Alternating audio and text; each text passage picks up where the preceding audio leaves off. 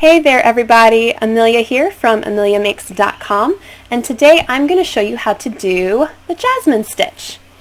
Here I have a piece of the Jasmine Stitch. I've been so fascinated by this stitch ever since I saw it.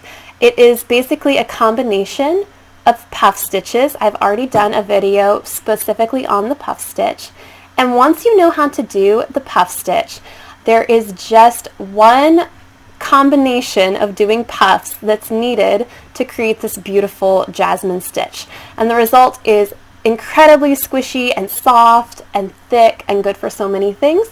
So we'll get started on that right away. I'm excited to show you. All right, so here is our example of what our Jasmine stitch is going to look like, and here's the medium weight yarn that I'm going to use. It's a lighter pink here, and I'll be using this H hook to work on it with you. We're going to start with doing our puff stitches that go along the bottom of our work. I do have a video for this, but I'm going to try to show you really quickly how to get those started, and then I'll show you how those puffs continue to make this beautiful star structure we see here.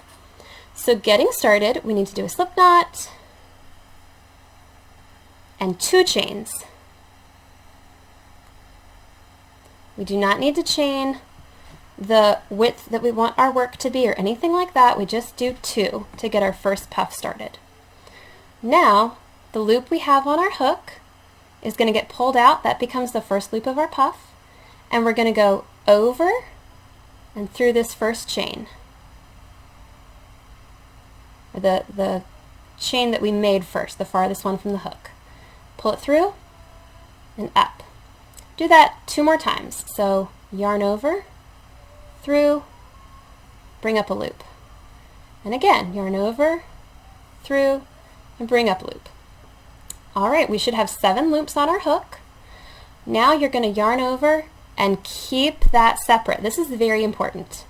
Keep it separate from the rest of the loops and pull it through all of them like so. All right. Now we're going to put our hook through this part that we've been holding. Okay. And now we yarn over again and do this. So yarn over and make like another little loop here. And then we yarn over and bring it through both of those. It might seem like this little middle part was not needed, but it really is, to create this nice distinct space that we need right here. And the last thing you're going to do is you're going to chain 1. Okay?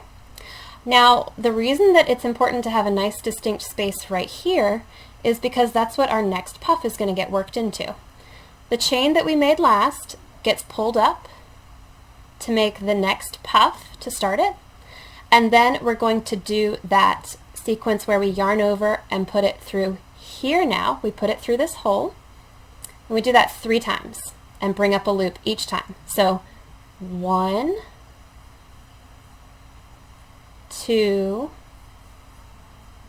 3. All right. Now again, we're going to yarn over, hold it, bring it through. Loop that space that we just created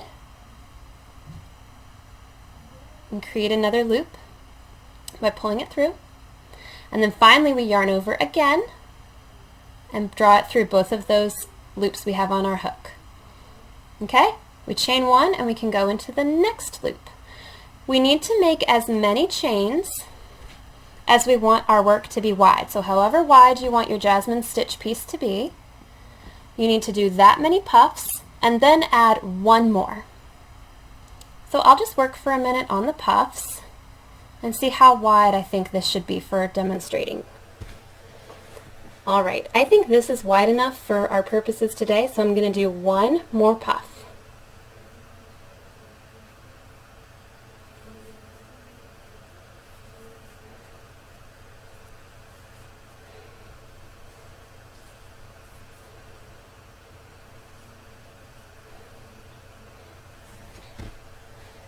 Okay, that looks good. I'll be right back to show you how this line of puffs gets continued and gets turned into this beautiful Jasmine stitch.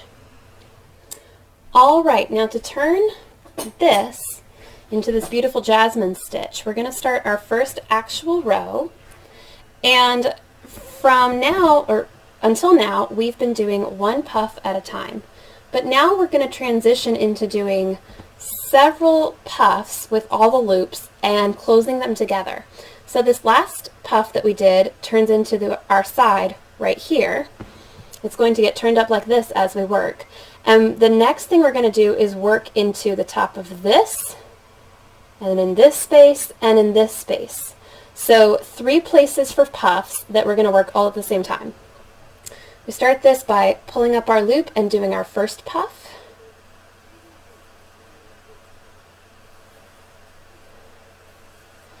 Alright, we get our loops on here, and then without closing it off, we're going to continue to this space and do the same thing.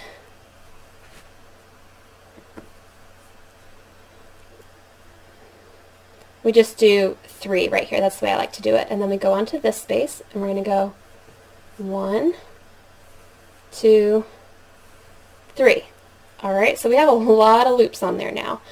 And to close it now, we close these 3 together, but it works the same way.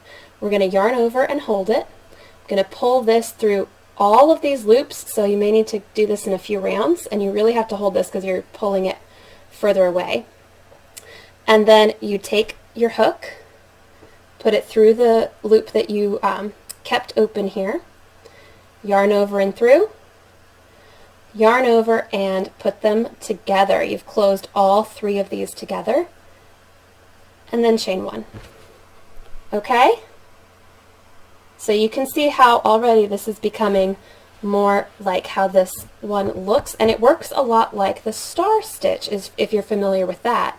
But just with a lot of loops, making our puffs. So now we're going to continue, and we're going to work into this space, and this space. So working into the top of what you just created, the bottom of what you're still connected to here, and then the next one, that is the repeat that we're going to keep all the way across the row.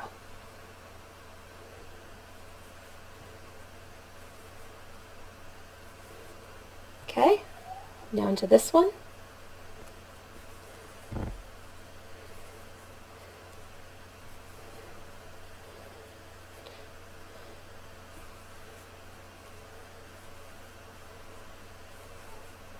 Alright, now again, yarn over, keep it open, through all of them.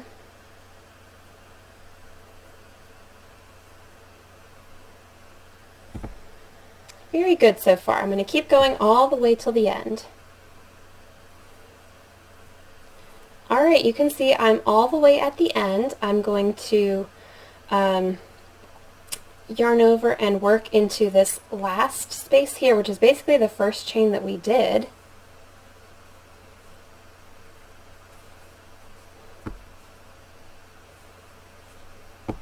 And then finish the way we've been going across this entire row.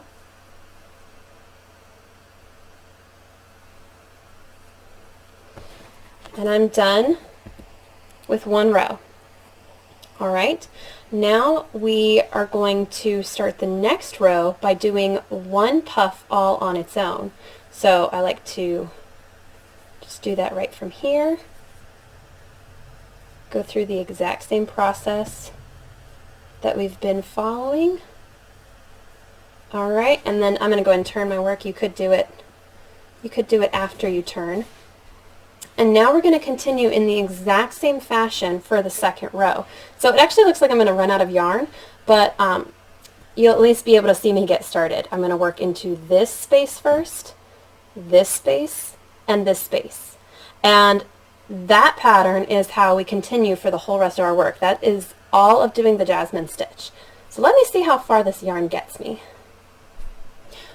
Alright everyone, well this is as far as I got. You can see that by the second row of doing your actual Jasmine stitch and not just the single row of puffs, you start to see that beautiful flower shape come in. What I really like about this stitch is that every single row has a row of puffs right on the top, So it doesn't really matter where you stop, you have this really beautiful edge on both sides.